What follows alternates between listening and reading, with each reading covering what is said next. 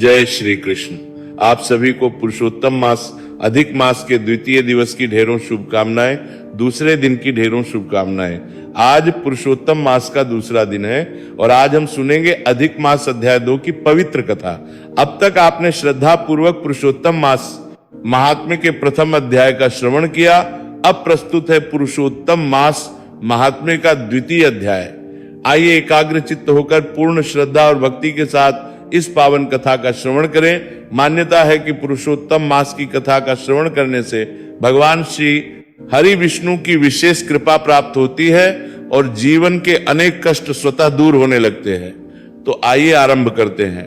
पुरुषोत्तम मास महात्म्य के द्वितीय अध्याय। सूत जी बोले, राजा परीक्षित के पहुंचने पर भगवान सुखदेव जी द्वारा कथित पुण्य प्रकट श्रीमद भागवत कथा श्री सुखदेव जी के द्वारा सुनकर तथा राजा का मोक्ष देखकर अब मैं यहाँ यज्ञ करने के उदित ब्राह्मण को देखने के लिए आया हूँ। अब यहाँ यज्ञ में दीक्षित हुए ब्राह्मण का दर्शन कर मैं कृतार्थ हुआ। दर्शी बोले, हे सूत जी, अन्य विषयों की बातों को त्याग कर भगवान कृष्ण द्वारा पालिन के श्रीमुख से आपने जो सुना है वही अपूर्व विषय है, इसलिए आप हम लोगों से वे सब कहिए।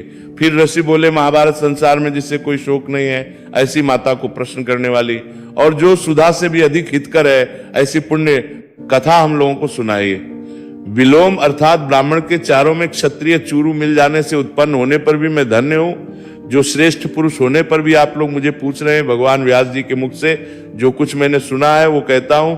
एक समय श्री नारद मुनि नारायण के आश्रम में गए, जो आश्रम बहुत से तपस्वियों, सिद्धों तथा देवताओं से भी युक्त जामुन, कमल आदि और भी अन्य वृक्षों से सुशोभित है। भगवान श्री हरि विष्णु जी के चरणों से निकली हुई पवित्र गंगा और अलकनंदा भीम जहां बह रही है, ऐसे नारायण के स्थान में श्री नारद मुनि जी ने जाकर माता मुनि श्री नारायण जी को प्रणाम किया और पर्यावरण की चिंता में लगा हुआ है। माता जिनका ऐसे जितेंद्र को जीते हुए जिनकी प्रभा अत्यंत निर्मल चमक रही है, ऐसे देवताओं के भी देव तपस्वी नारायण जी को साष्टांग दंडवत प्रणाम करके हाथ जोड़कर श्री नारद मुनि जी व्यापक प्रभु की स्तुति करने लगे। कृपा सागर सतपते आप सत्य वृद्ध हो, श्री सत्य हो, सत्यात्मा हो और सत्य संभव हो। हे सत्य, आपको नमस्कार है। मैं आपकी शरण में आया हूं। आपका जो तप है वो संपूर्ण प्राणियों की शिक्षा के लिए और मर्यादा की स्थापना के लिए है। यदि आप तपस्या ना करें तो कलयुग में एक के पाप करने से सारी पृथ्वी डूबती है, वैसे ही एक के पुण्य करने से सारी पृथ्वी तर जाती है। जैसे एक पाप करता था तो सभी पापी हो जाते थे, ऐसे ही इसे हटाकर कलयुग में केवल कर्ता ही पापों से लिपटा रहता है। वो आपके तप की स्थिति है। हे भगवंत, कलयुग में जितने प्राणी हैं सब विषयों में आसक्त है। स्त्री पुरुष ग्रह ऐसे प्राणियों का हित करने वाला जो हो और जिससे मेरा भी थोड़ा कल्याण हो सके, ऐसा विषय सोचकर आपका मुझे कहने के योग्य है। आपके मुख से सुनने की इच्छा से मैं ब्रह्मलोक से यहां आया हूं। उपकार प्रिय विष्णु है, ऐसा वेदों में श्रुत है, इसलिए लोग उपकार के लिए कथा का सार इस समय आप सुनाइए, जिसके श्रवण मात्र से निर्भय मोक्ष पद की प्राप्ति होती है। इस प्रकार श्री नारद जी के वचनों को सुनकर भगवान रस्य आनंद से खिलखिला उठे और ब्रह्मांड को पवित्र करने वाली पुण्य कथा आरंभ की। गोपांगनाओं के मुख कमल के, ब्रह्मण राज्य के ईश्वर रसिकों के आभरण, वृंदावन बिहारी ब्रज के प्रति आदि पुरुष भगवान की पुण्य कथा को कहते हैं। जगत को उत्पन्न करने वाले हैं उनके कर्मों को। हे वत्स, इस पृथ्वी कौन वर्णन कर सकता है कि भगवान चरित्रवान द्वारा नहीं कहा जा सकता। पुरुषोत्तम महात्म्य आदर्श कहते हैं, यह पुरुषोत्तम महात्म्य दरिद्रता हारने वाला, यश देने वाला, शतपुत्र और मोक्ष देने वाला है।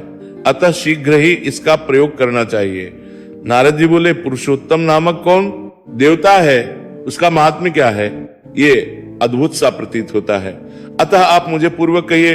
नारद जी का वचन सुनकर नारायण ने प्रसन्न होकर पुरुषोत्तम में अच्छी तरह मन लगाकर कहा। श्री नारायण बोले, पुरुषोत्तम, ये मांस का नाम जो पड़ा है वो भी कारण से युक्त है। पुरुषोत्तम मांस के स्वामी दयासागर पुरुषोत्तम ही है, इसीलिए इसको पुरुषोत्तम मास कहते हैं। व्रत करने से भगवान पुरुषोत्तम प्रसन्न होते हैं। वे अपने आप स्वामियों देवताओं से युक्त है, ऐसा मैंने सुना है, परंतु उनके बीच में पुरुषोत्तम नाम का मास नहीं सुना है। पुरुषोत्तम मास कौन है? और पुरुषोत्तम मास के स्वामी कृपा ने भी पुरुषोत्तम कैसे हुए?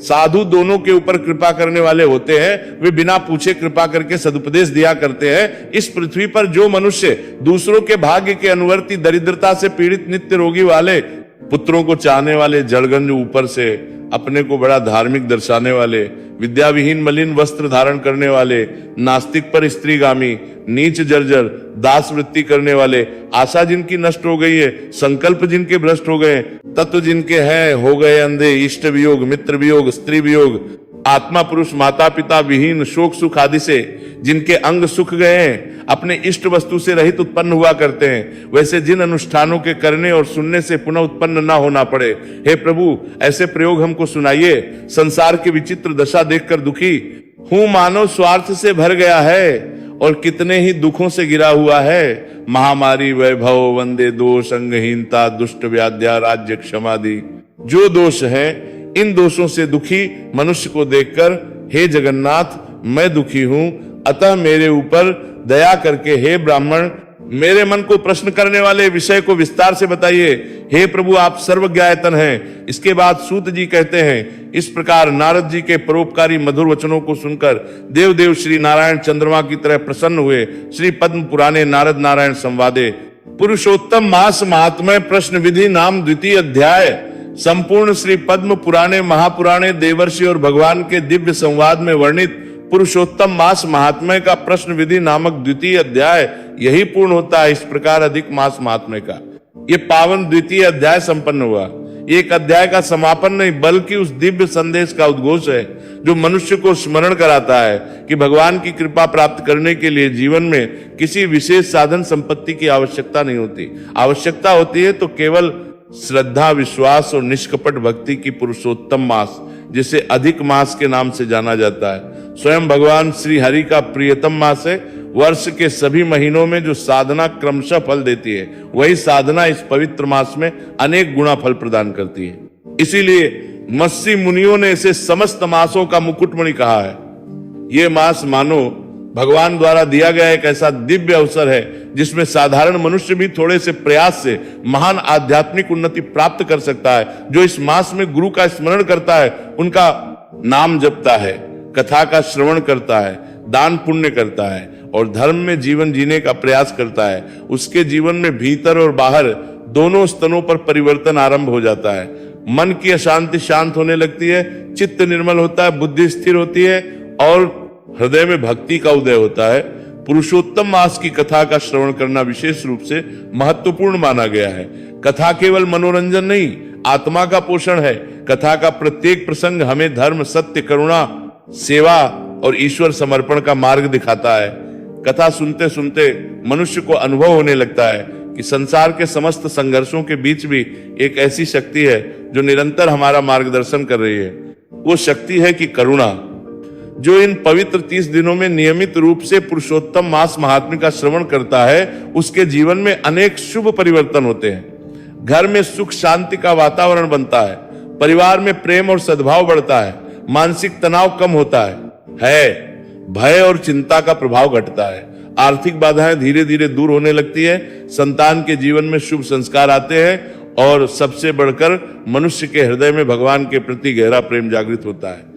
इस मास में भगवान श्री माता तथा श्री की उपासना का विशेष महत्व है। तुलसी पूजन, दीपदान, हरिनाम संकीर्तन, भागवत गीता, पुराणों का श्रवण, दान, सेवा और सदाचार, ये सभी साधन इस मास को सार्थक बनाते हैं। ये मास हमें ये भी सिखाता है कि सच्ची पूजा केवल मंदिर में दीप जलाने तक सीमित नहीं है। मधुर वाणी बोलना, किसी दुखी के आंसू पोंछना, भूखे को अन्न देना, माता पिता की सेवा करना, सत्य का पालन करना और अपने कर्तव्यों का निष्ठापूर्वक निर्वाह करना भी भगवान की है। यदि कोई व्यक्ति इस मास में प्रतिदिन कुछ समय प्रभु के लिए निकाल ले, भले ही वह कुछ मिनट ही क्यों ना हो, तो उसका जीवन नई दिशा प्राप्त कर रही है सकता है। कथा का श्रवण धीरे धीरे चिंतन बनता है, चिंतन आचरण बनता है और आचरण ही भाग्य का निर्माण करता है। अधिक मास बार नहीं आता, यह दुर्लभ अवसर है। अतः जब भी ये पावन काल प्राप्त हो, उसे साधारण समय की तरह न बिताकर भक्ति, जप, तप, दान और कथा श्रवण से बनाना चाहिए। जो ऐसा करता है उसके जीवन में भगवान की कृपा स्पष्ट रूप से प्रकट होने लगती है। अंततः पुरुषोत्तम मास का सार यही है कि मनुष्य अपने भीतर के अहंकार, क्रोध, लोभ, ईर्ष्या और मोह को त्याग कर प्रभु के चरणों में समर्पित हो जाए। जहां समर्पण है वहां कृपा है, जहां कृपा है वहां शांति। जहाँ शांति है वहाँ परम आनंद है। भगवान श्री राधा कृष्ण की कृपा से जीवन में धर्म का प्रकाश बना रहे, मन में भक्ति का प्रवाह अविरल बहता रहे, घर परिवार में सुख स्वास्थ्य और समृद्धि बनी रहे और अंत समय में प्रभु के श्री चरणों का आश्रय प्राप्त हो। इसी मंगल कामना के साथ पुरुषोत्तम मास महात्म्य का प्रश्न विधि नामक द्वितीय अध्याय पूर्ण होता है। जय श्री कृष्ण। राधे राधे।